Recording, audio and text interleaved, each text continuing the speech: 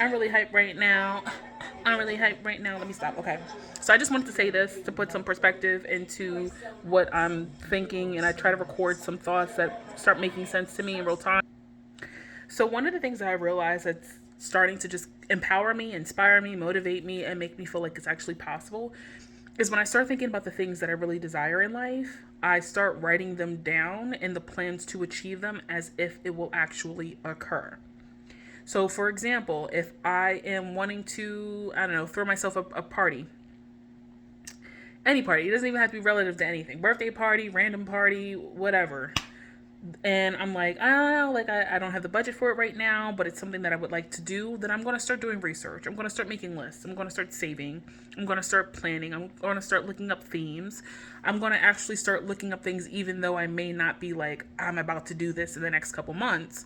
Because for me, it starts making my brain rewire so that I'm starting to actually intentionally prepare.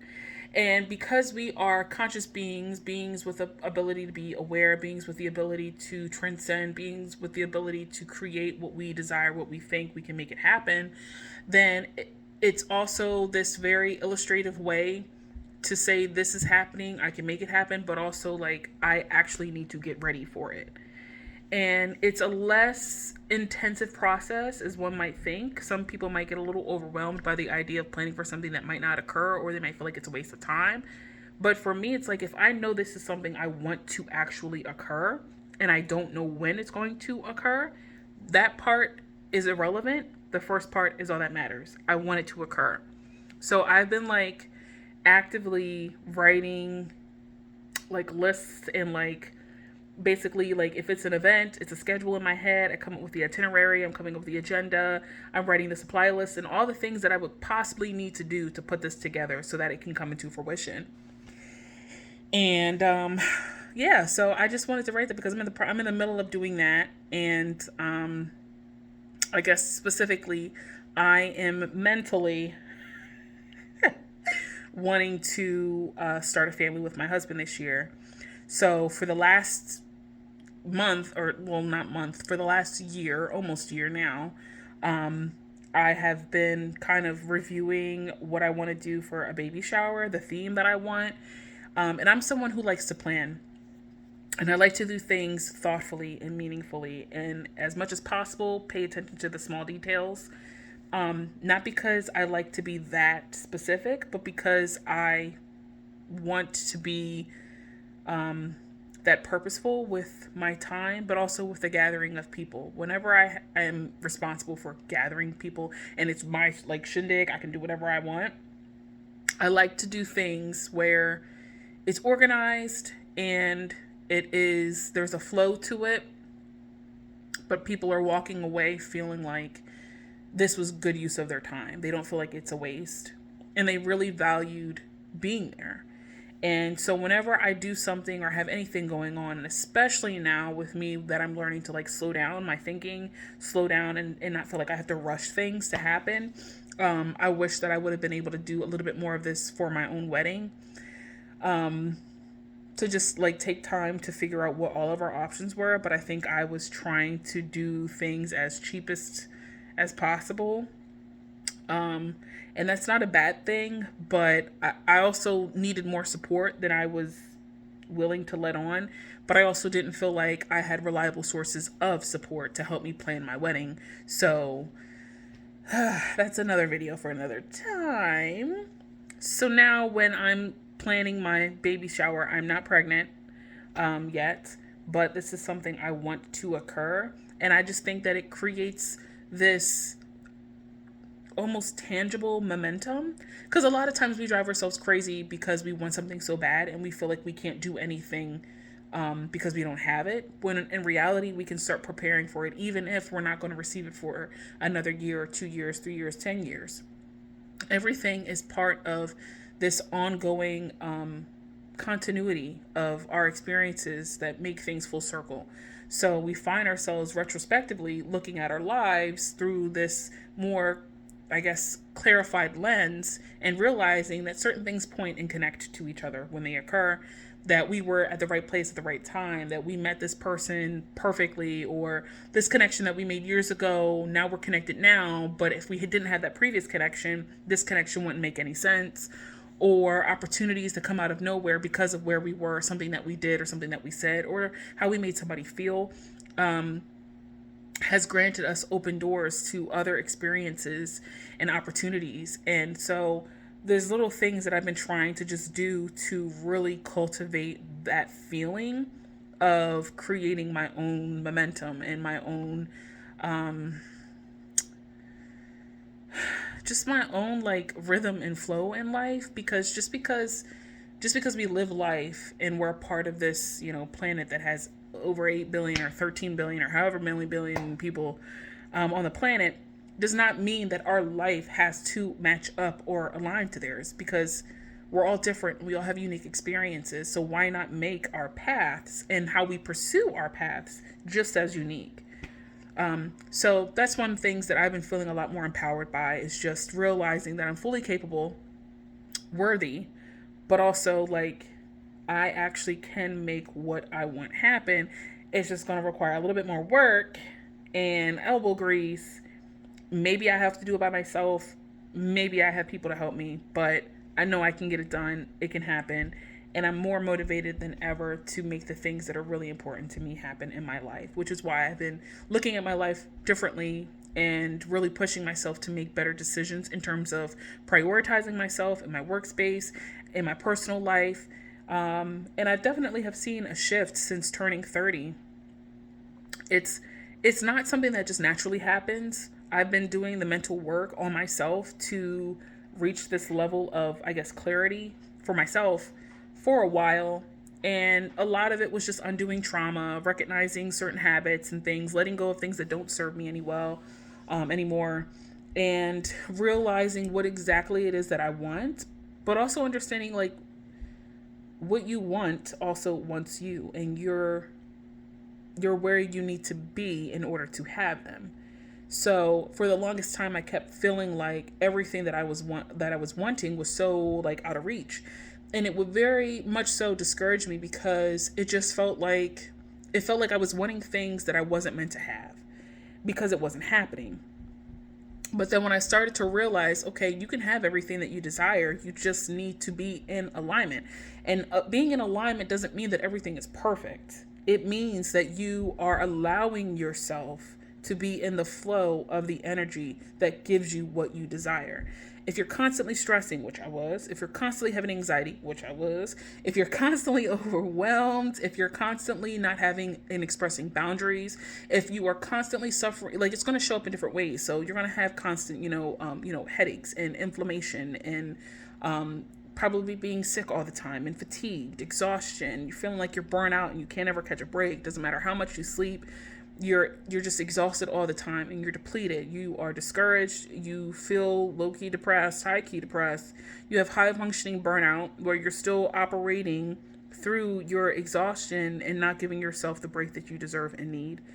And when I finally started to realize that was the case for me, it really helped me to change my perspective about how I utilize my health and how I prioritize my rest, and what I say yes and no to. And then I started just to be like, okay, I don't really need to do these things. I don't really need to keep, beating the deadlines. I don't really need to overextend myself. I don't need to agree to do something that somebody didn't ask me to do. I don't need to offer my volunteer services, especially if it's going to require more of me. I don't need to do more work unless I'm agreeing that it fits my schedule, my capacity, and that I'm going to be being paid for it. I don't need to continue to overextend myself to family members who don't really value me. I don't need to go above and beyond in spaces, places, or for people when it's not going to be matched or returned or reciprocated. I do not need to be apologetic about taking back my ownership of my autonomy. I don't need to feel bad for needing to take time off when I'm sick, or when I need a day of rest, or if I'm on my period and I know I don't have the capacity to show up as authentically or as best as I can. I'm being authentic when I say I cannot show up because I'm experiencing pain or I need a day of rest. That is what authenticity is. It's understanding what you need in real time, no matter where you are or who you're talking to or who you're around. So if I know I can show up as my best, I show up as my best. If I know I can't show up as my best, then I don't show up, but I communicate what that looks like and what adjustments other people need to make so that their expectations are more realistic. So that's just like a little smidgen of what I have been kind of navigating, and a lot of this has really been just my own like findings. I have the tendency to be in my head a lot, but it's because I'm trying to process in real time. Like this is the crazy part for me though. I legit try my hardest to figure out things. It doesn't matter what it is. Sometimes I need to take a break and walk away, and that helps. And sometimes I'm like, I can't figure this out. I don't know how to figure something out. Or I just need more information, or I need somebody else's expertise. But a lot of the times, especially when it's about me and what I have going on, the inner workings of who I am, my emotional irregularity, my confusion about myself, anything like that. Anytime I have something going on where I'm processing my mental capacity, emotional capacity, spiritual capacity, trying to understand myself, my needs, the adjustments that I have to make, I do my damnedest to basically keep asking myself and having conversations with myself, praying and meditating on that so I can contemplate what could possibly be the root or what could possibly be the answer. And a lot of the times I come up with, the last, 12 minutes of what I've been saying has come because I'm wanting to do, I guess, the shadow work. I'm wanting to know. I'm wanting to ask. And I talk to myself a lot. And I think just because some might say that that's a mental illness, talking to yourself, but I really don't have people that I regularly would go to have conversations about the things that I'm experiencing. And I've also in the past, for all my life, have suffered in silence with a lot, physical things, emotional things, mental things, where I either don't deal with them or I don't seek the help that I need. And that's part of a trauma response from my childhood, of feeling like I couldn't go to anyone to get support or the help that I needed. But also growing up in poverty, thinking that the things that I needed or the support that I was looking for, my family couldn't afford to give me. For instance, like my glasses. I did not have glasses my entire educational experience until I was in my junior going on senior year of high school. Yes. So I should have had glasses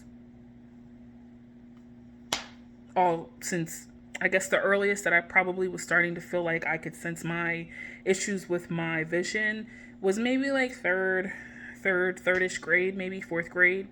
So I could have had glasses as early as that, and I didn't.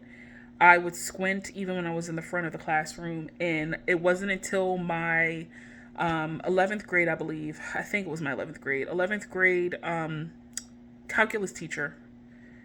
I think it was calculus. One of them things. Maybe it was algebra. I don't know. With my 11th grade math teacher, awesome teacher, he noticed that I was squinting in the front of the classroom and was like, are you okay? And I was like, yeah, I'm good. And he was like, can you see? I'm like, yeah, I'm good. And he's like, I've noticed you squint a lot and you're in the front of the classroom. I think you might want to get your eyes checked out and get some glasses. And it was a little embarrassing at first, but then I was like, it never would have occurred to me because I just suffered in silence for so long, assuming my parents couldn't afford glasses, which I don't know if they could. I don't know. Maybe they could have because I had insurance through the state, but I just assumed that was something that I had to deal with. And I had a summer job, my last 3 years of high school, and I ended up buying my glasses myself because I'm like, I have the money and I felt like it was my responsibility to take care of myself. I want to cry saying that because We are not crying in this video. Girl, this is not what this is supposed to be about. I put a lot of pressure on myself to figure out a lot.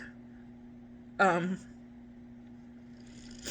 put a lot of pressure on myself because of what we didn't have growing up, or because I felt like I didn't have enough support, or I wasn't going to get enough support. And I had to I put pressure on myself to basically get everything that I could need so I didn't have to ask my mom. And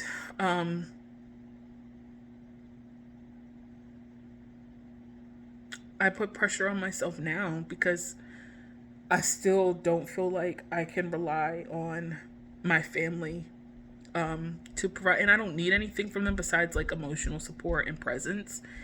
And because I don't get that regularly, it's like, people will be like, oh, well, you don't provide that or give that. But I think for me, I've been supporting my family in many different ways, in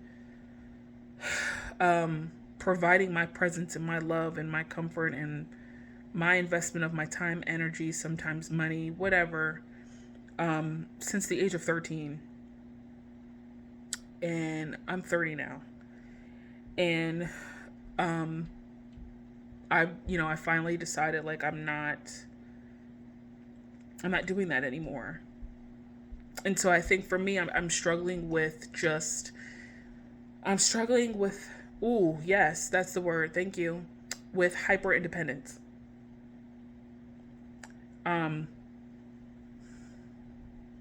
Now I've really been trying to work through it to make it a more positive experience for myself, because I'm like, I can afford it. I work really hard. I have a full-time job. I've done a lot of work to get myself where I am right now.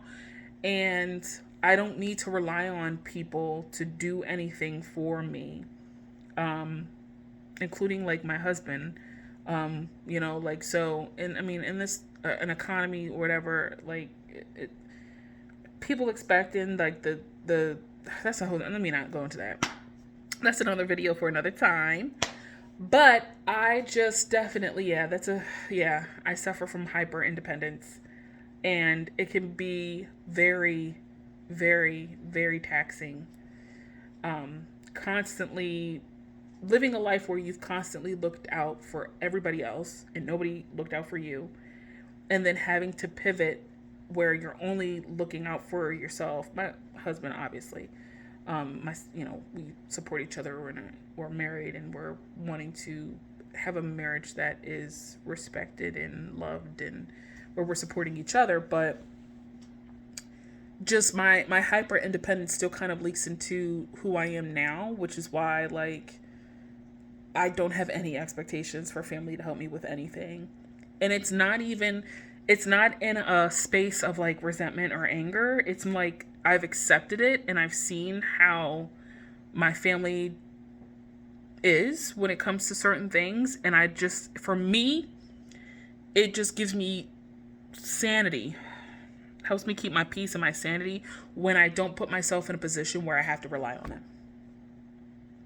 And I just make sure that I'm covered and I'm good. And yeah.